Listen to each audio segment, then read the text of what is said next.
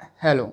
इस वीडियो में हम बात करेंगे गोली दर्पण से संबंधित परिभाषाओं के बारे में। ये जो टॉपिक है ये क्लास 10th फिजिक्स में प्रकाश का परावर्तन चैप्टर से लिया गया है। इसमें कुछ परिभाषाएं हैं, जैसे गोली दर्पण से संबंधित कई परिभाषाएं, लगभग 9-10 परिभाषाएं हैं। उसमें प्रारंभ में शुरुआत में हमने केवल 5 परिभाषाओं को ले लिया है, इसके बारे में बात करेंगे। फिर अगली 5 परिभाषाएं हैं जो उनके बारे में, कि जो 8-9 परिभाषाएं हैं उनके बारे में बात करेंगे। तो हम गोली दर्पण हम पढ़ चुके थे कि गोली दर्पण क्या होता है। गोली दर्पण 2 प्रकार के होते हैं, उत्तल और अवतल। इनके बारे में भी मैंने पढ़ चुका था, इनके उपयोग के बारे में भी पढ़ चुके हैं। अब हम बात करते हैं गोली दर्पण से संबंधित परिभाषाएं। इसमें ये परिभाषाएं हैं, जैसे दर्पण का ध्रुव क्या है, वक्रता केंद्र क्या है, वक्रता त्रिज्या क्या है, मुख्य अक्ष क्या है और दर्पण का द्वारक क्या है। तो सबसे पहले देखते हैं दर्पण का ध्रुव, कि दर्पण के ध्रुव की परिभाषा क्या है, किससे इसको प्रदर्शित करते हैं, दर्पण का ध्रुव क्या होता है। तो सबसे पहले हमने दर्पण बना लिया।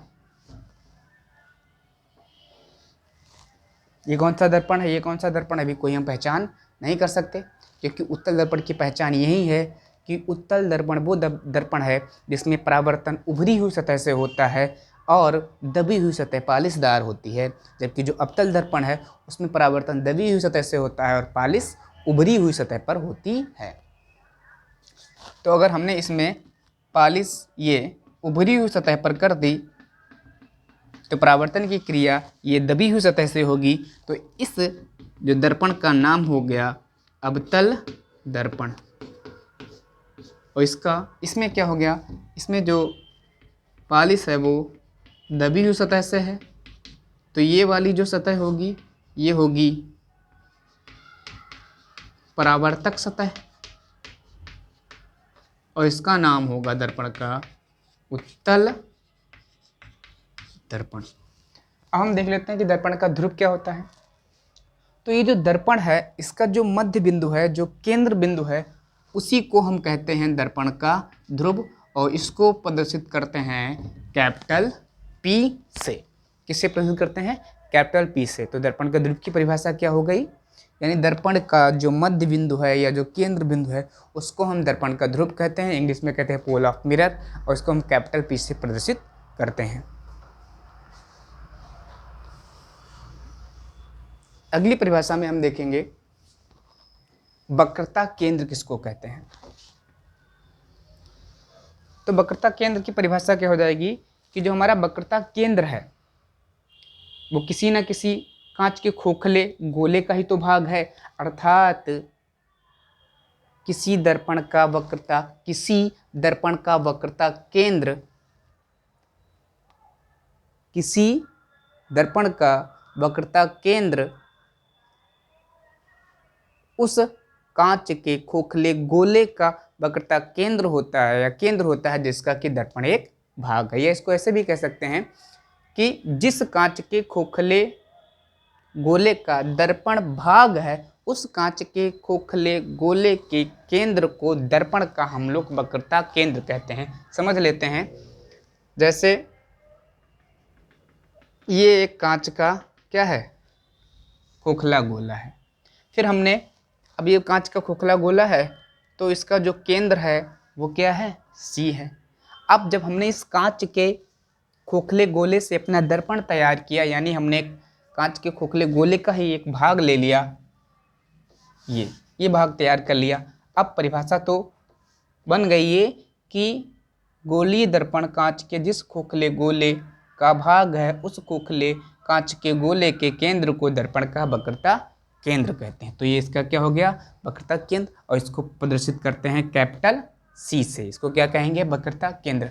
अगली परिभाषा आ जाती है वक्रता त्रिज्या की। क्या आ जाती है, वक्रता त्रिज्या की। तो वक्रता त्रिज्या क्या है,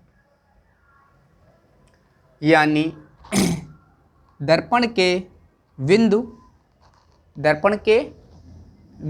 यानी या दर्पण से, ये जो दर्पण का जो कोई भी बिंदु हो, दर्पण का कोई भी बिंदु हो, उस बिंदु से वक्रता केंद्र तक की दूरी को हम लोग वक्रता त्रिज्या कहते हैं। या इसकी परिभाषा वही हो जाएगी सेम जैसे कि वक्रता केंद्र की थी, यानी किसी भी दर्पण की वक्रता त्रिज्या उस कांच के खोखले की वक्रता त्रिज्या होती है जिसका कि ये दर्पण भाग है। समझ गए?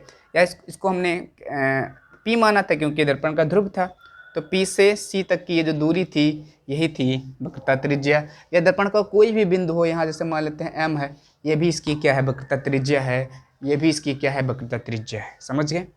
तो ये है इसकी वक्रता त्रिज्या। और इसको प्रस्तुत करते हैं कैपिटल R से, कैपिटल R से। अब अगले वीडियो में अब ये जो वक्रता इसकी त्रिज्या होती है, इसमें एक बहुत इंपॉर्टेंट चीज़ ये है कि ये जो वक्रता त्रिज्या होती है ना, ये अवतल दर्पण में परावर्तक सतह की ओर होती है। अभी हमारा अवतल दर्पण है, मान लेते हैं अवतल दर्पण है, तो अवतल दर्पण में परावर्तक सतह ये वाली सतह थी और ये उभरी वाली सतह कैसी थी, पालिशदार थी। तो ये जो वक्रता केंद्र है या जो वक्रता त्रिज्या है ये अवतल दर्पण में परावर्तक सतह की ओर होती है, जबकि ये जो दर्पण है हमारा उत्तल दर्पण है, क्योंकि इसकी परावर्तक सतह उभरी है, इसमें वक्रता त्रिज्या क्या होगी, इसमें जो वक्रता त्रिज्या होगी वो परावर्तक सतह के विपरीत होगी, क्योंकि इसका ये गोला इस तरह से बनेगा। आप समझ गए होंगे, ठीक। इसके बाद हम देखते हैं मुख्य अक्ष कि मुख्य अक्ष क्या होता है। मुख्य अक्ष क्या होता है? अब ये था इसका दर्पण का ध्रुव और ये थी इसकी वक्रता त्रिज्या, यानी एक वो रेखा जो वक्रता केंद्र को दर्पण के ध्रुव से मिलाती है दर्पण का मुख्य अक्ष कहलाती है। या वक्रता केंद्र से होकर के ध्रुव तक जाने वाली जो रेखा है उसी को हम मुख्य अक्ष कहते हैं। दर्पण क्या कहते हैं? वक्रता केंद्र से ध्रुव तक के जाने वाली रेखा को हम क्या कहते हैं? मुख्य अक्ष कहते हैं। इसको हम प्रिंसिपल एक्सिस कहते हैं। इसके बाद हेडिंग आ जाती है